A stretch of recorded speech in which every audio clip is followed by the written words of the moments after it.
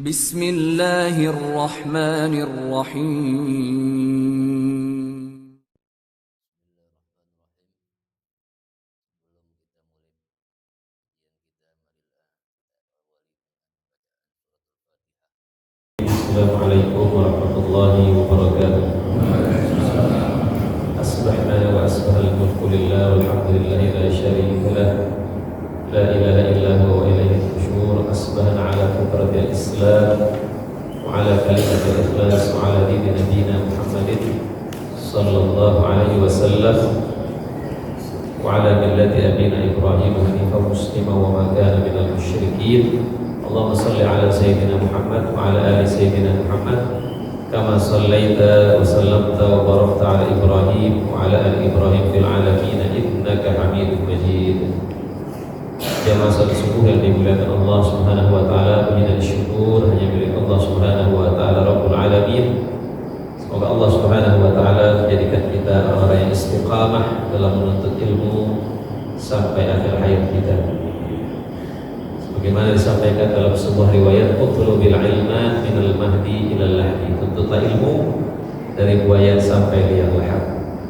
Salawat dan salam selalu tercurahkan kepada junjungan kita baginda Rasulullah sallallahu alaihi wasallam, di mana beliau bersabda, "Innal malaikah la tad'u ajnihataha li talibil ilmi ridwan bima yasna." Sesungguhnya para malaikat membentangkan sayapnya bagi para penuntut ilmu karena ridha dengan apa yang mereka lakukan. Jamaah yang dimuliakan Allah Subhanahu wa taala, kita lanjutkan kajian kitab Sahih Muslim.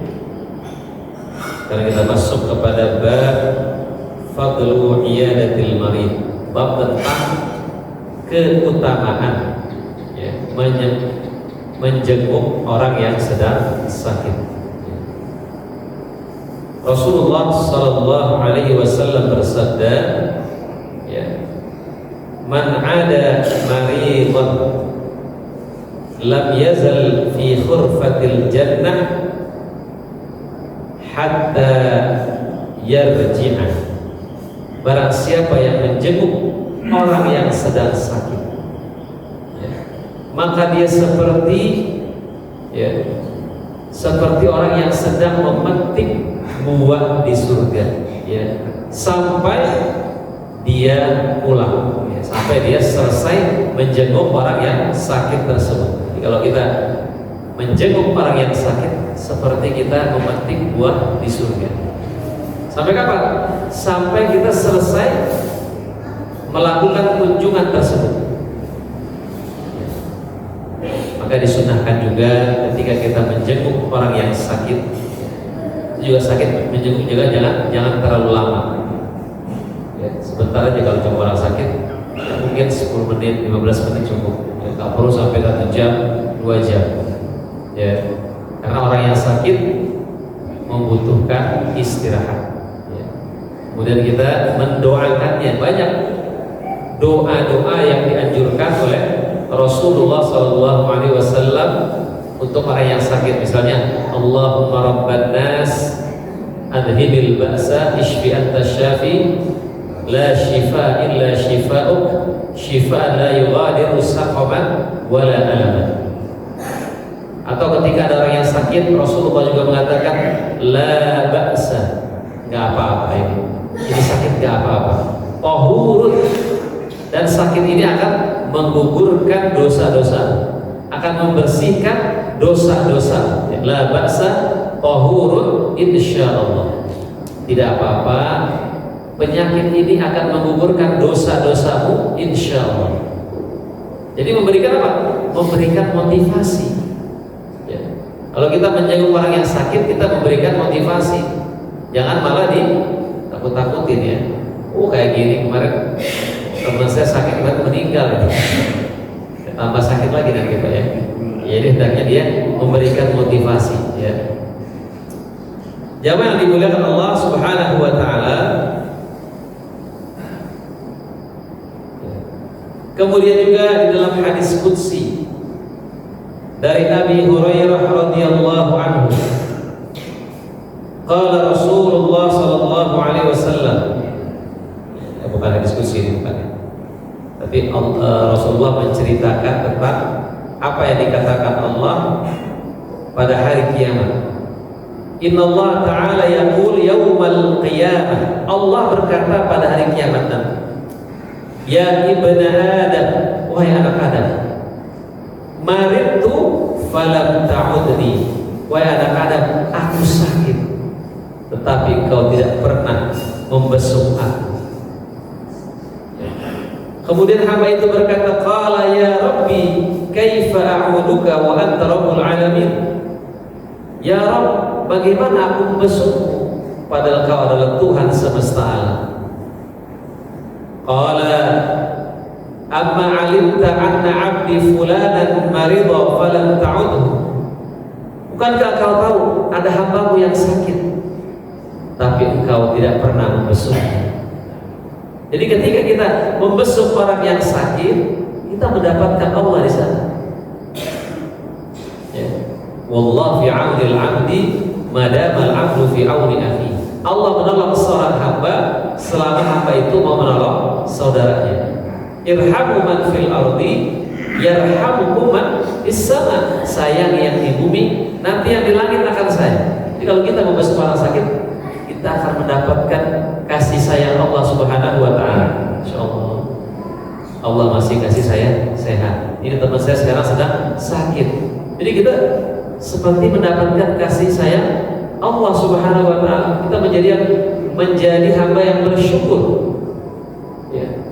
Kalau ingin menjadi hamba Allah yang bersyukur, sering-sering melihat orang yang sakit. Ya, alhamdulillah Allah sehat. Ya, Allah kasih saya sehat.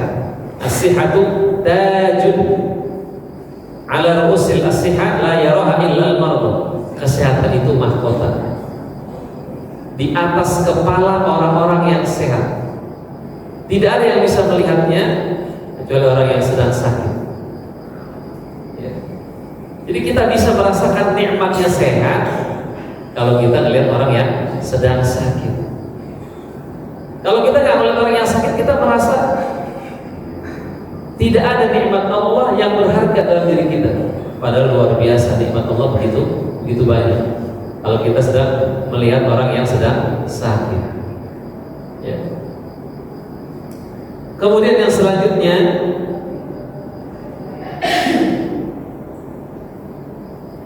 ya ibna Adam, istad'amtuka falam tut'imni. Wahai anak Adam, saya minta makan kepadamu, tapi engkau tidak beri aku makan. Qala ya Rabbi, kaifa ut'imuka wa anta rabbul alamin. Wahai Allah, bagaimana aku memberi makan kepadamu sedangkan engkau adalah Tuhan semesta alam. Qala amma alimta annahu istad'amaka 'abdi fulanan falam tut'imhu. Amma alimta annaka law at'amtahu lawajadta dzalika 'indi. Tidaklah kau tahu ada hambaku yang minta makan, ya, yang minta makan kepadamu tapi kau tidak kasih. Padahal kalau kau tahu, ketika kau memberi makan, ya, ketika kau memberi makan, kau akan mendapatkan aku di sana. Makanya ketika Nabi ditanya, ayyul islami khair, ya Rasulullah, Islam apa yang paling baik? Yang terakhir adalah tut'imut ta'am, memberikan orang makan, ya, kasih orang makan, ya. Wa taqra'us salam ala man arafta wa man lam ta'rif, dan memberikan salam kepada orang yang kau suka dan orang yang tidak kau suka. Makanya asal kata dakwah itu ngajak makan, ya, tidak makan. Tapi kalau pengajian harus ada makanannya, Pak. Kalau tabligh akbar tidak ada makanan, karena banyak yang hadir. Ya, jadi kalau dakwah harus ngajak makan. Asal kata adalah ad-da'wah ila ta'am. Makanya dakwah itu harus merangkul, bukan memukul. Ya. Dakwah itu harus mengajak, bukan mengejek. Di dalam qawaidud dakwah, Ustaz Jum'ah Amin Ustaz Jum'ah Amin di dalam fikih dakwah itu, ya kurang lebih beliau mengatakan ada 10 gitu. Kalau saya masih hafal ya, ada 10 kaidah dakwah. Ya, ada 10 kaidah dakwah. Jadi dakwah itu harus juga pakai kaidah. Jangan hanya sekedar menyampaikan saja. Ya, at-tariqatu ahammu minal maddah. Cara itu lebih penting daripada materi yang akan kita sampaikan. Isi dakwahnya bagus, tetapi cara menyampaikannya tidak tepat. Cara menyampaikannya kasar, orang akan lari dari dakwah. Walau kunta faddan ghalidhal qalbi lan faddu min hawlik. Kalau kau keras wahai Muhammad, orang akan lari dari. Fa'fu anhum, maafkan mereka. Wastaghfir lahum, minta ampun buat mereka. Wasyawirhum fil amr, dan bermusyawarahlah kepada mereka. Ya. Apa di antara 10 kaidah dakwah itu yang harus kita ketahui? Karena kan setiap kita ini adalah juru dakwah. Juru dakwah tidak hanya ada di atas mimbar. Ya, nahnu du'an qabla kulli syai'. Kita adalah dai sebelum profesi apapun yang kita miliki. Kita pedagang, profesi utama kita dai. Kita direktur, profesi utama kita dai. Direktur itu profesi yang kedua. Kita dokter, profesi yang pertama adalah dai. Ya. Apa di antara kaidah dakwah? Misalnya al-usul, al-uswah qabla dakwah, memberikan keteladanan sebelum kita berdakwah. Ya, makanya dikatakan apa? Lisanul hal afsah min lisanil maqal. Bahasa perbuatan itu lebih kuat daripada bahasa perkataan. Suatu hari Rasulullah pernah menyuruh para sahabat itu tahallul. Menyuruh tahallul dan menyuruh menyembelih kambing. Tapi tidak ada satupun para sahabat yang mengerjakan instruksi Nabi. Kata Aisyah, ya Rasul, gak usah banyak ngomong kita. Antum gak usah banyak ngomong. Kamu cukur aja rambut kamu, tahallul aja. Nabi tahallul, semua para sahabat mengikuti. Ya, berarti bahasa perbuatan lebih kuat daripada hanya perkataan saja. Kemudian juga di antara kaidah dakwah adalah al-usul qabla al-furu'. Mengedepankan yang pokok, jangan yang cabang. Yang pokok apa? Salat subuh itu pokok. Masalah furu'iyahnya apa? Masalah furu'iyahnya kunut. Kunut itu masalah furu'iyah. Ya. Yang mau pakai kunut silahkan, yang nggak pakai kunut juga nggak apa. Yang bid'ah yang mana? Yang bid'ah yang sholat subuhnya jam 7 pagi pakai kunut lagi. Itu baru namanya bid'ah. Kalau masalah kunut masalah khilafiyah. Maka kalau imamnya kunut, makmum yang nggak kunut pun harus ikut kunut. Itu kata Syekh Utsaimin begitu. Jangan imamnya kunut kita nggak kunut, ikuti. Innama ju'ilal imam liyu'tamma bihi. Dijadikan imam itu supaya diikuti. Sebaliknya kalau imamnya nggak kunut, kita kunut ya nggak usah ikut juga. Ya, jamaah yang dimuliakan Allah Subhanahu Wa Taala, itu al-usul qabla al-furu'. Ya, mengedepankan yang pokok, jangan yang cabangnya yang kita kedepankan. Kemudian apa lagi? At-ta'lif qabla taklif. Mengikat hati sebelum memberikan beban. Jadi orang sebelum diberikan beban apa? Ikat dulu hatinya. Senangkan dulu dia dengan Islam, senangkan dulu dia dengan dakwah. Ini belum kenal dakwah, udah dikasih beban yang banyak. Akhirnya apa? Lari orang itu dari Islam. Jadi harus ada ta'lif, ta'liful qulub, mengikat hatinya dulu. Ya. Jangan dikasih beban yang banyak dulu. Basyiru wa la tunaffiru. berilah kabar gembira sama orang, jangan buat orang lari. Yassir wala tu'assir, mudahkan orang, jangan persulit. Nah, maka kaidah yang selanjutnya adalah at-taysir lan ta'sir. Memberikan kemudahan, bukan memberikan kesulitan dakwah ini. Yuridullahu bikumul yusra wa la yuridu bikumul usra. Allah menginginkan kemudahan, tidak menginginkan kesulitan. Coba, Islamnya agama yang mudah. Jika seseorang itu safar, sholat yang 4 boleh menjadi 2, boleh diqadha. Yang puasa boleh berbuka. Mudah Islam ini. Zakat hanya 2,5%, lebih besar pajak daripada zakat. Ya. Jawab yang dimuliakan Allah Subhanahu wa taala. Kemudian kaidah yang selanjutnya at-targhib lan tarhib, memberikan motivasi, bukan menakut-nakuti. Coba lihat lafaz azan dalam salat. Hayya 'alas salat, hayya 'alal falah. Mari kita salat, mari kita menggapai kemenangan. Tidak ada lafaz dalam sholat, kalau kamu nggak sholat nanti kamu masuk neraka, tidak ada. Yang dikedepankan apa? Motivasi. Hayya 'alas salat. Kalau kamu sholat kamu sukses. Coba lebih indah mana? Kalau kamu nggak sholat masuk neraka. Yang kedua, kalau kamu sholat kamu tenang. Ya kan? Lebih indah yang kedua. Kalau kamu sholat kamu tenang. Kalau kamu sholat kamu sukses. At-targhib.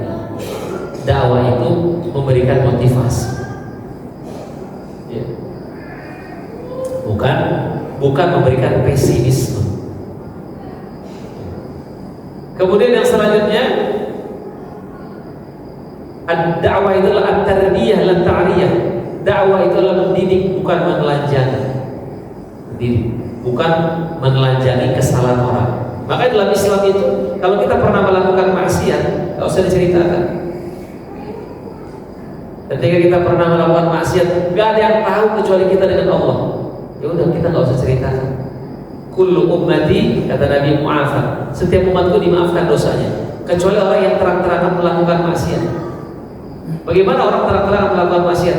Dia bermaksiat di malam hari, paginya dia ceritakan. Ini namanya dia mempromosikan dosanya. Ya, yang akhirnya ada orang yang pengen coba-coba. Nah, maka tadi, kalau kita pernah melakukan maksiat, simpan, nggak usah kita ceritakan. Itu nikmat dari Allah. Allah tutupi keburukan kita. Ya. Nah, jamaah yang dimuliakan Allah Subhanahu Wa Taala. Kemudian kaidah dakwah yang selanjutnya, tilmidu ustad la tilmidu kita. Menjadi muridnya guru, bukan hanya menjadi muridnya buku. Nah, kita jangan hanya jadi muridnya buku. Kalau muridnya buku, apalagi mungkin kita tidak punya latar belakang pendidikan agama yang cukup. Kita baca buku bisa kita salah tafsir, kita bisa salah faham, ya kan? Makanya dikatakan man laisa lahu syekh, siapa yang nggak punya syekh, siapa yang nggak punya guru, fa syaikhuhu syaitan, maka gurunya adalah setan. Akhirnya apa? Mudah mengkafirkan, mudah menyalahkan seseorang.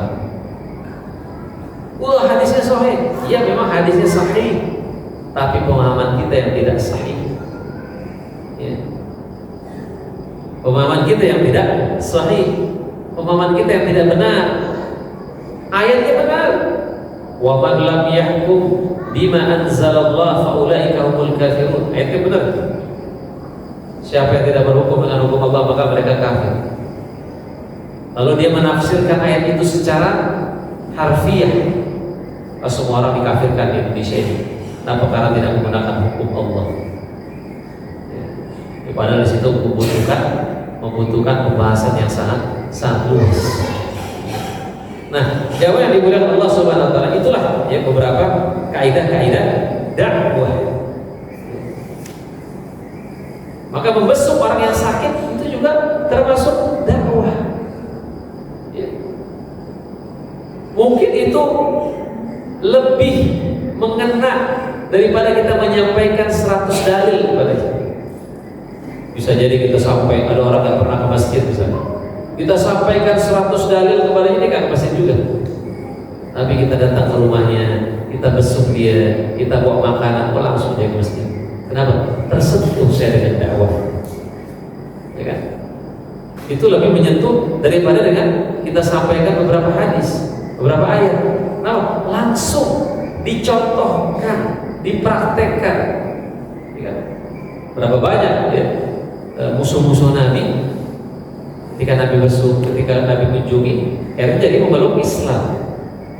Ya, dengan akhlakul karimah Rasulullah sallallahu alaihi wasallam. Jawab yang dimuliakan Allah Subhanahu wa taala, ya ibn Adam istasqaituka falam tasqini. Wahai anak Adam, saya minta minum kepadamu, tapi kau tidak memberikan aku minum. Qala ya Rabbi, kaifa asqika wa anta rabbul alamin. Ya Rabb, bagaimana aku memberikan kamu minum sedangkan kau Tuhan semesta alam?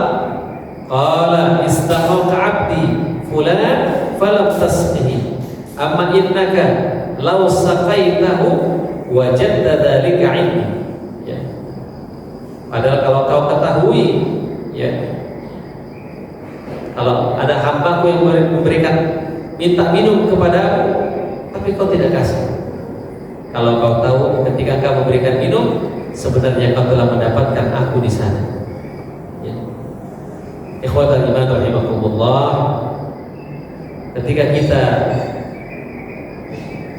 berbuat baik kepada orang-orang lemah, ya, maka kita akan mendapatkan Allah di sana. Ya. Innama turzaquna, kata Nabi, ya. Innama turzaquna wa tunsaruna bidu'afaikum. Sesungguhnya kamu itu ditolong dan kamu mendapatkan rezeki karena orang-orang lemah di antara kamu. Jawab yang dimuliakan Allah Subhanahu wa taala.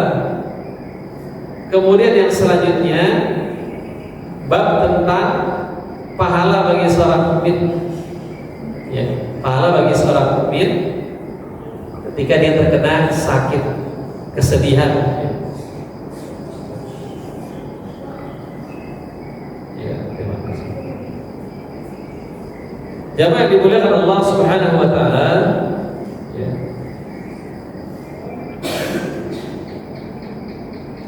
Tentang sakit, ya. Di sini ada beberapa hadisnya dari Aisyah radhiyallahu anha. Qalat Aisyah, ma ra'aitu rajulan asyadda alaihi al-waja' min Rasulillah sallallahu alaihi wasallam. Aku tidak pernah melihat seseorang yang sakitnya lebih dahsyat dari Rasulullah sallallahu alaihi wasallam. Ya, Nabi itu kalau sakit lebih dari kita. Ya. Kemudian kenapa? Karena asyadun nas bala'an al-anbiya. Orang yang paling dahsyat ujiannya adalah para nabi. Tsummal amthal fal amthal. Kemudian orang yang lebih dekat dan orang yang lebih dekat. Ya, itu memang sudah merupakan konsekuensi keimanan. Ya, ahasiban nas ayyutraku ayyaqulu amanna wa hum la yuftanun. Apakah manusia dibiarkan saja mengatakan beriman tapi mereka tidak diuji? Nah, salah satu ujian dari Allah apa? Rasa sakit. Walanabluwannakum. Ya, di sini menggunakan lam taukid, lam penekanan. Kami Pak, nunnya juga pakai nun taukid. Kami pasti akan uji kamu. Bisyai'in minal khauf, dengan rasa takut. Ya macam-macam takut itu kan. Takut sakit, ya. Takut gak dapat kerja, sudah kerja takut gak cukup, ya. Takut gak nikah, sudah nikah takut gak punya anak, sudah punya anak takut tidak bisa membesarkan dengan baik. Ya kan ya Pak ya? Hidup itu gak lepas kadang-kadang dari rasa takut.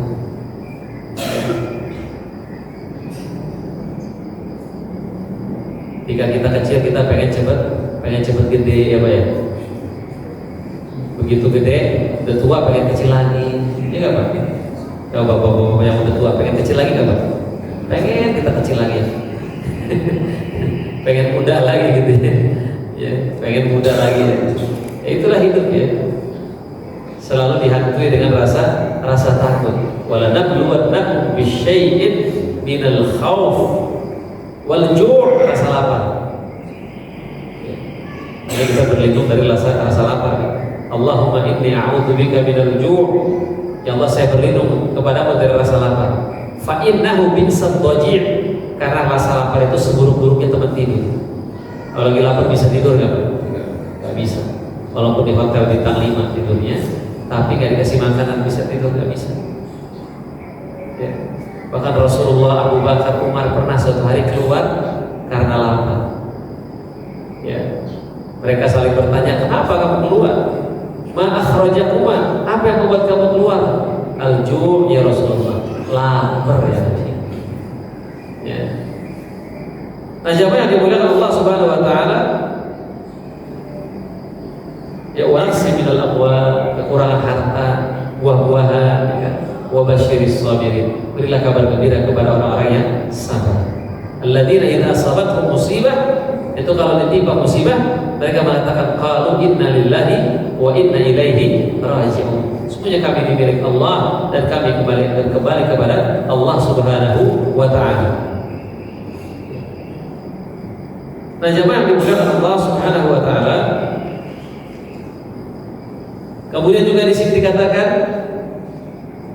dari Al-Haris bin Suwaid an Abdullah, qala dakhaltu ala Rasulillah, saya masuk ke kamar Rasulullah sallallahu alaihi wasallam, wa huwa yu'ahu, dan dia sedang merasakan rasa sakit. Famasastuhu biyadi, aku sentuh dengan tanganku. Faqultu ya Rasulullah, lalu aku berkata kepada Rasulullah, innaka la tu'aku wa'kan syadidan. Ya Rasulullah, kok kamu sakitnya kayaknya parah banget gitu. Qala ya Rasulullah, ya faqala Rasulullah, ajal, iya betul. Inni u'aku kama yu'aku rajulani minkum. Aku sakit. Dikata Rasulullah, sakit demam. Aku demam seperti dua orang kalian yang merasakan demam. Jadi ada dua orang demam, itu diberikan kepada Rasulullah Sallallahu Alaihi Wasallam. Itu Nabi kalau sakit. Ya.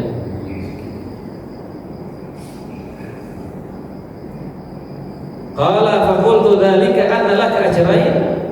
Ya Rasulullah, apakah karena engkau mendapatkan dua pahala? Jadi Nabi sakitnya itu, ya, dua orang sakit dikasih ke Nabi. Iya kata Nabi, karena aku mendapatkan dua pahala. Makanya diberikan dua rasa sakit. Kemudian Rasulullah bersabda, "Ma min muslimin yusibu adha min maradin fama siwahu illa hatallahu bihi sayyi'atu kama tahuttu asy-syajarah waraqaha." Tidaklah seorang muslim mendapatkan rasa sakit atau yang lainnya kecuali Allah gugurkan dosa-dosanya sebagaimana daun jatuh dari pohon. Jadi sakit itu bisa menggugurkan dosa dan bisa mengangkat derajat kalau kita sabar dalam menghadapi rasa sakit tersebut. Ya. Nah, jamaah yang dimuliakan Allah Subhanahu wa ta'ala, maka di sini dikatakan, ya, apa hikmah, ya? Hikmah para nabi diberikan rasa sakit yang lebih. Ya. Di sini dikatakan qala ulama, ya, para ulama berkata, wal hikmatu fi kaunil anbiya asyaddu bala'an summal amsal fal amthal annahum makhsusuna bi kamalis sabr. Ya. Hikmah para anbiya itu, ya, diberikan rasa sakit yang berlebih. Karena mereka itu anbiya, ya, karena para nabi itu diberikan sabar yang luar biasa. Kamalus sabar, sabar yang sempurna. Beda dengan sabarnya kita. Zaman kita sekarang kita kan gak sabar ya. Apa ciri orang gak sabar? Zaman orang sekarang itu orang gak sabar, makanya orang suka pamer musibah, ya kan? Jempolnya sakit aja difoto, ya kan? Orang tuanya sakit difoto, diupload ke media sosial, ya kan? Dan salah satu ciri orang sabar itu apa? Kitmanul musibah. Ciri orang sabar itu suka menyembunyikan musibah, bukan suka pamer musibah. Ya. Kalau bisa, kalau ketika kita ada kesulitan, ya nggak banyak yang tahu. Ya. Selama masih bisa kita tangani, ya udah kita nggak usah cerita. Ya. Innama ashku bathi wa huzni ilallah. Itulah dikatakan oleh Nabi, aku adukan kesulitanku dan kesedihanku kepada Allah Subhanahu wa ta'ala. Kalau kita ngadunya sama Allah, Allah nggak ceritain, Pak. Tapi kalau kita ngadunya sama makhluk, diceritain pasti, dikasih, dibantu, belum tentu. Apalagi curhatnya di status WA, nanti di screenshot, ya, nanti di screenshot nih status WA-nya. Isinya hanya keluhan saja. Jamaah yang dimuliakan Allah Subhanahu wa ta'ala. Kemudian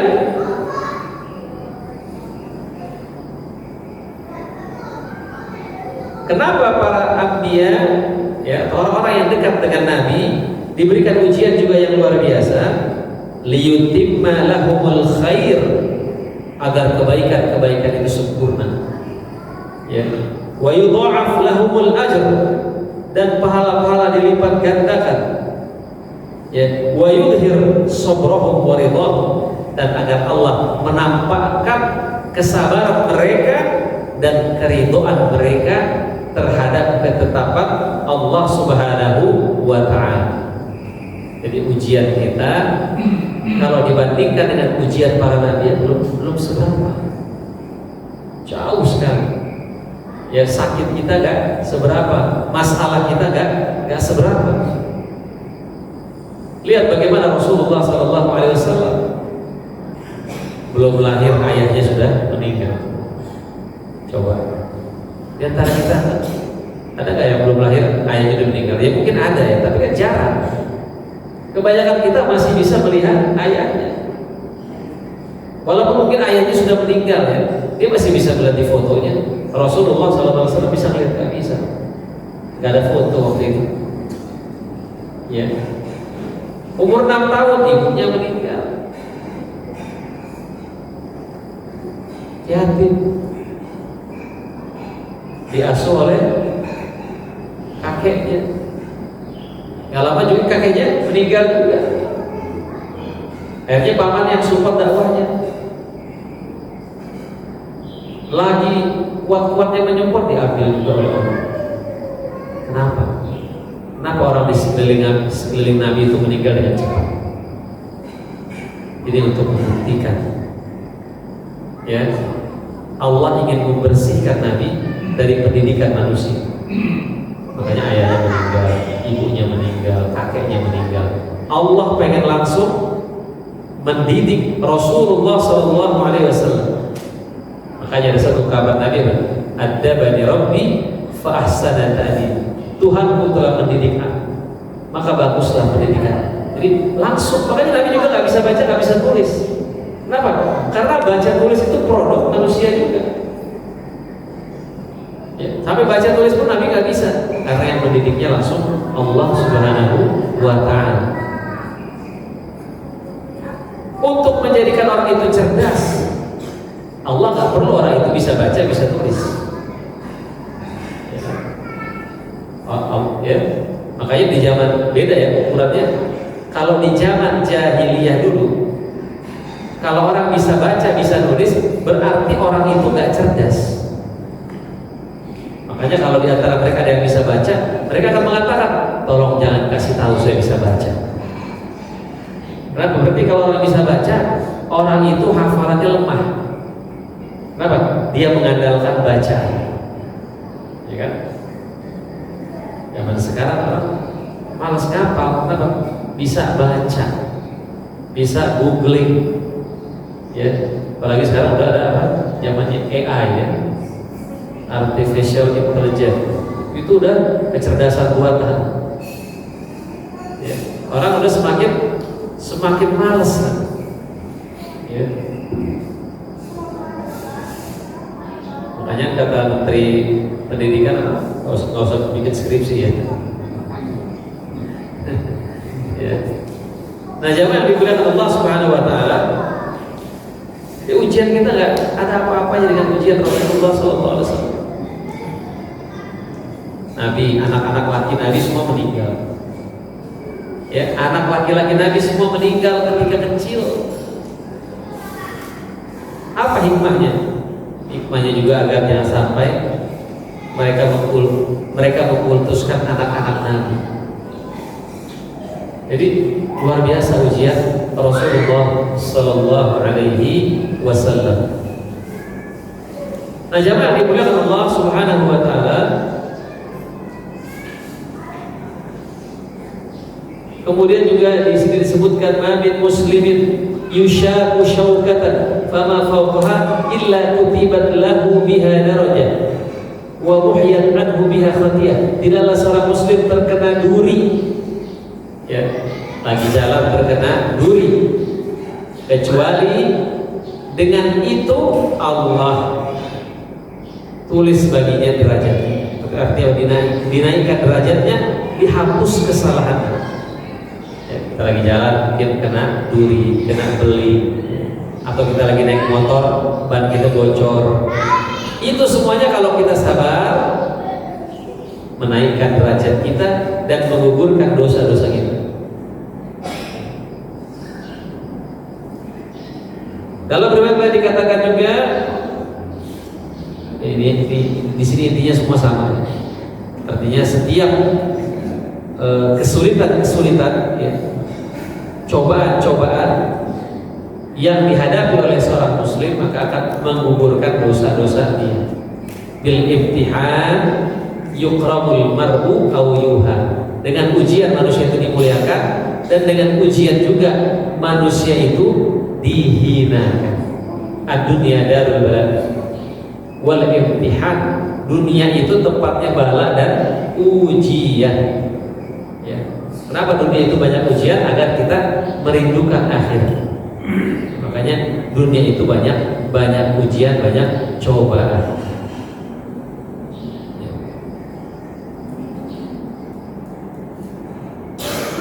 Nah, kemudian juga di sini disebutkan dari Abi Hurairah radhiyallahu anhu, ma yusibul mu'min min wasabin wala nasabin wala saqab wala hazan hatta al-hamyahu illa kuffira bihi sayyi'atuh. Tidaklah seorang muslim, ya, terkena keletihan, ya, kesedihan, penyakit, ya, kesulitan dalam hidup, semuanya itu akan menggugurkan dosa-dosa. Ya. Nah, jadi di sini Islam mengajarkan kita selalu berpikiran positif. Selalu berpikiran positif. Wah, saya ada kesulitan, digugurkan dosa-dosa saya. Ajaban li amril mukmin. Orang mukmin itu ajaib. Inna amrahu kullahu lahu khair. Seluruh permasalahan yang menimpanya itu baik. Kalau dia mendapatkan nikmat, itu baik buat dia. Dia bersyukur. Mendapatkan nikmat menjadi sarana dia buat bersyukur, dan itu baik buat dia. Jika dia mendapatkan ujian, sarana dia buat bersabar, dan itu juga baik buat dia. Gak ada yang gak baik. Man arafallah ra'a kulla syai'in jamila. Siapa yang mengenal Allah, dia akan melihat semua yang Allah lakukan itu indah. Semua yang dilakukan Allah itu indah, tidak ada yang tidak indah. Hanya masalah sudut pandang kita saja. Man arafallah azalat tuhmah. Siapa yang mengenal Allah, dia akan menghilangkan tuduhan-tuduhan kepada Allah. Wa qala kullu fi'lihi hikmah. Dan semua, jadi akan mengatakan semua yang Allah lakukan pasti ada hikmahnya. Wa may yu'tal hikmah faqad utiya khairan katsiran. Siapa yang diberikan hikmah, maka dia telah diberikan kebaikan yang banyak. Kalau kita bisa mencari hikmah dari setiap kejadian yang kita alami, kita akan banyak dapat pelajaran. Ya. Makanya kata Hasan Al-Basri, pelajaran dalam hidup itu banyak, tapi yang mengambil pelajaran itu sedikit. Ya, pelajaran banyak sekali. Ya, pelajaran dari anak-anak kita, pelajaran dari istri kita, ya, pelajaran dari lingkungan kita. Semuanya kalau kita mau ambil, banyak sekali pelajaran. Masalahnya kita mau mengambil atau tidak.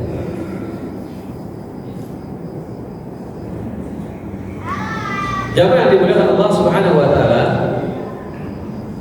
hadis yang terakhir dari bab ini ya. Dari qala li Ibnu Abbas.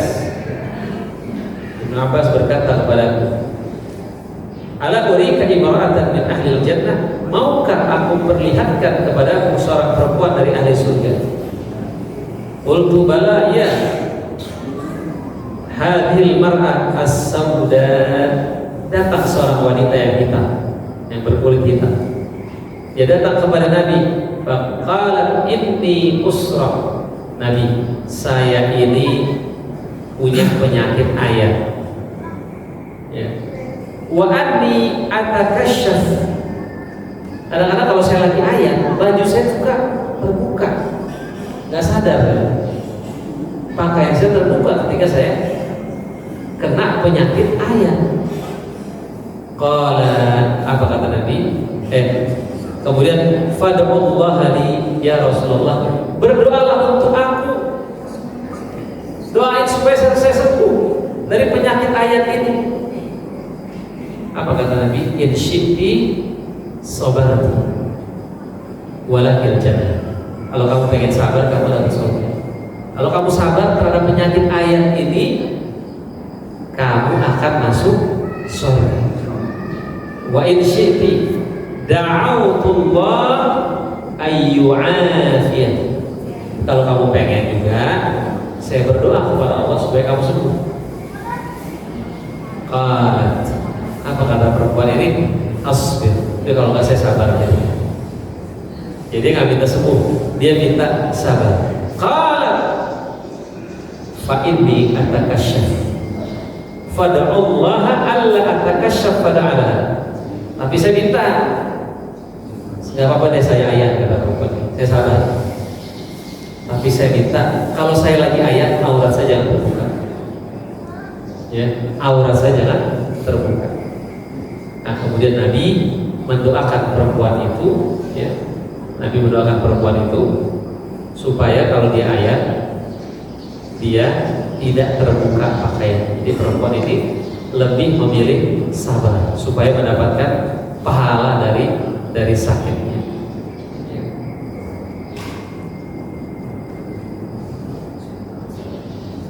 Belum selesai ya? Berapa menit lagi? 3 menit lagi. Baik. Jamaah yang dimuliakan Allah Subhanahu wa taala. Jadi kalau saya mau teruskan ikut tanggung ya. Mungkin kalau ada yang mau bertanya silakan.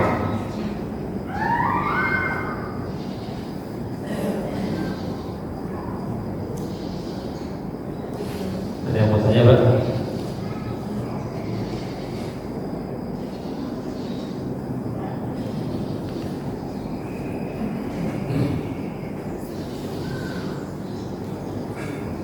Ini udah paham semua. Oh, silakan. Kan ada istilah sabar itu tanpa batas. Bagaimana mengaplikasikannya dalam hidup tanpa batas? Sabar itu tanpa batas. bagaimana mengaplikasikannya dalam hidup kita.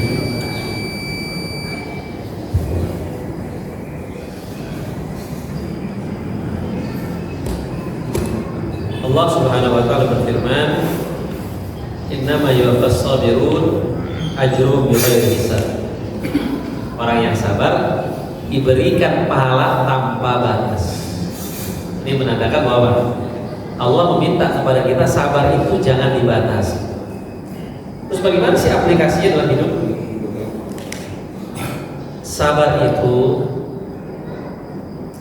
kata Syekh Dr. Yusuf Al-Qaradawi, sabar itu berbuat, bukan diam. Kalau kita diam itu namanya pasrah. Jadi jangan diartikan sabar itu diam. Makanya sabarnya orang yang bodoh apa? Belajar. Sabarnya orang yang sakit berobat. Sabarnya orang yang sulit berusaha bekerja. Jadi sabar itu bukan diam. Kalau diam itu namanya pasrah. Kalau diam namanya putus asa. Allah berfirman, "Wala tayasu mir rauhillah." Jangan kamu berputus asa dari pertolongan Allah. Tidaklah berputus asa dari pertolongan Allah kecuali orang-orang yang kafir. Sabar itu kekuatan. Makanya Nabi mengatakan, Allah mengatakan, wahai para nabi, gelorakanlah orang mukmin untuk berjuang. Kalau ada 20 orang yang sabar, dia akan dapat mengalahkan 100 orang. Kalau ada 100 orang yang sabar, dia akan dapat mengalahkan 1000 orang. Berarti apa? Sabar ini adalah kekuatan. As-sabru dia, sabar itu adalah cahaya. Jadi sabar itu gak ada batasnya. Bukan berarti kita gak berbuat apa-apa. Bukan berarti kita diem aja. Itu namanya bukan sabar. Ya, itu namanya putus asa. Jadi sabar itu adalah berbuat sesuatu. Ya, itulah bentuk kesabaran kita. Ya, memang sabar itu pahit. As-sabru kasibri. Sabar itu seperti pohon yang pahit. Ya. Murrun fi madaqati, rasanya pahit tapi akibatnya lebih manis daripada madu. Ya. As-sabru hilatun liman la hilata. Sabar itu solusi bagi yang enggak punya solusi. Ya, terkadang solusinya cuma sabar doang. Saya punya masalah nih Pak, gini-gini. Ya udah sabar ya. Solusinya cuma iya itu doang. Ya, memang terkadang solusinya cuma sabar. Ya. Kadang orang kalau disuruh sabar bilangnya apa? Ente nggak ngerasain sih. Ya masa harus ngerasain? Kalau semua orang ngerasain nanti yang nyuruh sabar siapa? Gak ada kan? Ada seorang perempuan menangis di kuburan suaminya. Datang Rasulullah. Kata Rasulullah, "Ittaqillah wasbiri." Bertakwalah kamu kepada Allah dan bersabar. Kata perempuan itu apa? Ilaika anni, pergi kau jauh-jauh. Kau tidak merasakan musibah sebagaimana yang aku rasakan. Perempuan itu tidak tahu bahwa yang memberikan nasihat itu Rasulullah. Kemudian ada yang memberitahu bahwa itu Rasulullah. Lalu dia datang ke rumah Nabi pengen minta maaf. Lalu Nabi mengatakan, "Innamas sabru inda sadmatil ula." Sabar itu pada benturan pertama kali. Ya sabar itu tadi. Sabar itu langsung begitu ada musibah, ya langsung kita sabar. Bukan musibahnya hari ini, sabarnya minggu depan. Sekarang saya mau marah-marah, tak sabarnya minggu depan aja. Gak bisa juga. Ya sabar itu juga langsung action. Ya. Ada lagi yang lain?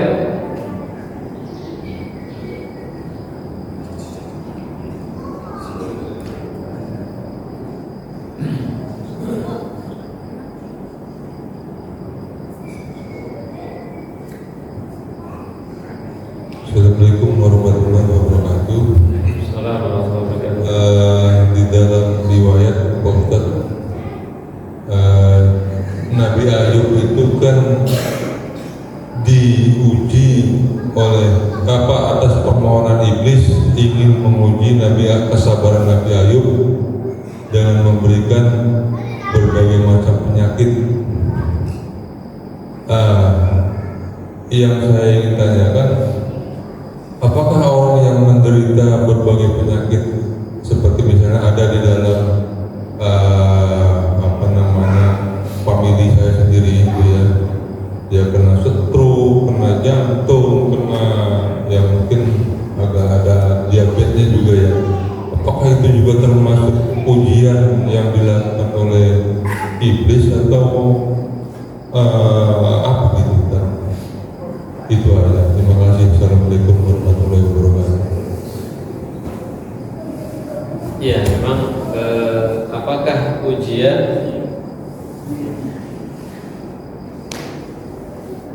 ya, yang diderita, yang diberikan oleh seseorang, maksudnya yang diberikan kepada seseorang itu dari iblis itu kan? Ya, semua ujian-ujian itu dari Allah. Walaupun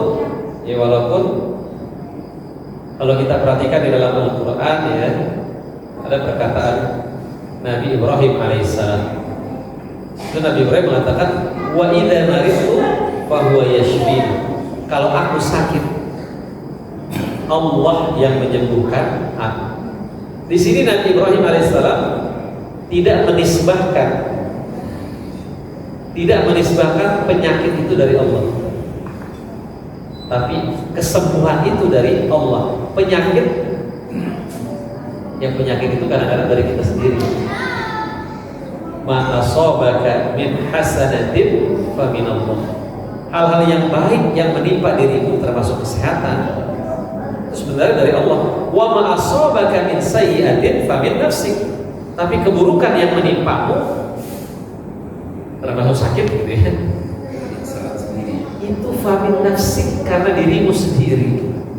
Allah kan sudah kasih aturannya begini. Rasulullah juga sudah kasih bagaimana gaya hidup Rasulullah yang baik. Ya mungkin kita sebagai manusia lemah, kita tidak mengikuti itu. Akhirnya kita mendapatkan rasa sakit. Tapi pada intinya memang itu juga ujian dari Allah Subhanahu wa taala yang kalau kita sabar itu akan menggugurkan dosa-dosa kita. Sebenarnya ya, iblis itu tidak memberikan ujian. Iblis itu hanya menggoda. Iblis itu hanya menggoda ketika kita mendapatkan musibah, digoda oleh iblis supaya kita nggak ridho, supaya kita nggak sabar. Sehingga apa? Sehingga udah kita sakit, kita nggak dapat pahala lagi. Iblis pengennya begitu. Udah kita sakit, yang kita dapat adalah dosa. Kenapa? Karena kita menggerutu, kita tidak ridho terhadap takdir Allah. Nah, bagaimana dalam kondisi sulit pun, dalam kondisi sakit pun, kita tetap dapat pahala. Yaitu apa tadi? Dengan kita sabar. Kalau kita sabar, derajat kita diangkat, dosa-dosa kita digugurkan oleh Allah Subhanahu wa taala. Jadi sedang sakit pun kita bisa investasi, ya, bisa investasi pahala. Nah makanya gimana sih supaya kita sakit kita tetap dapat pahala? Nah inilah, biasakan melakukan kebaikan ketika kita sehat.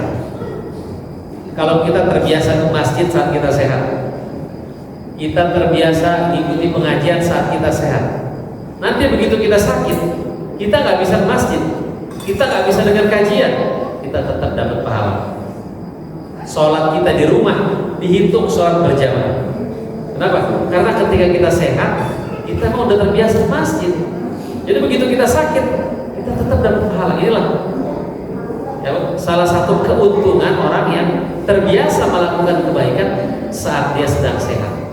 Begitu dia sakit, dia nggak bisa ke masjid, Allah tetap kasih pahala.